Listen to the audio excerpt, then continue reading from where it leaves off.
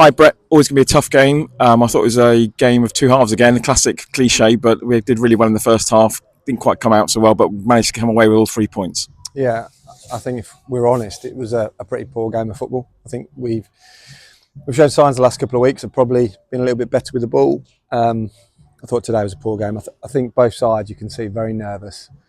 Sort of, it looked as if both sides were scared of losing rather than trying to win the game. And first half, you say we played well first half. We had chances, which we missed. We had two one-on-ones and a free header. Should have gone in at the break ahead, and we didn't. That wasn't really through our good play. It was more from opportunities that were created from balls in behind, really.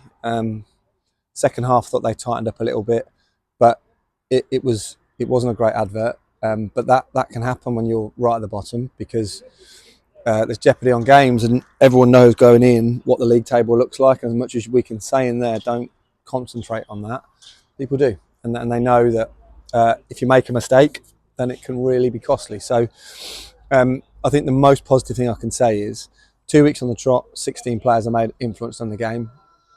We look a bit more like a team, I think. I think we've probably 5 out of our last 6 performances have been better. I won't class that, because over the past few games, we played better against Lincoln and lost 2-1. We played better against Manfield and lost 2-1. Played better against Newark and drew 1-0. So that can happen. And the biggest positive for me is a group of players. We haven't been able to get a 1-0 in them horrible games. It's not something I would say we've had in our locker. But I think because of how hard they're working, because they're becoming a team and they're knowing their jobs, sometimes them scrappy 1-0s are as good, and you enjoy as much as the 4-1 that we had last week. Ultimately, however we got there, that's 6 points in a really big part of the season. And obviously next week you've got another big game against Newark and Sherwood. Well, we keep saying in there that every game, when you're in a relegation fight, which we still are, every game's important. We said before last week, there's still 30 points to play for. There's still 24 to play for now. So we know that we're still in this. Every game's important. It's unusual next week because you play them back to back. So that means you want to put a good performance in the first one, so you can get a bit of an advantage for the second. But I don't care who we play now. We need to keep picking up points, because everybody's fighting down there.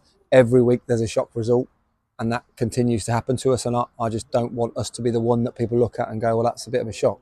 So I'll give the boys a bit of credit that they've really come together. They've really worked hard.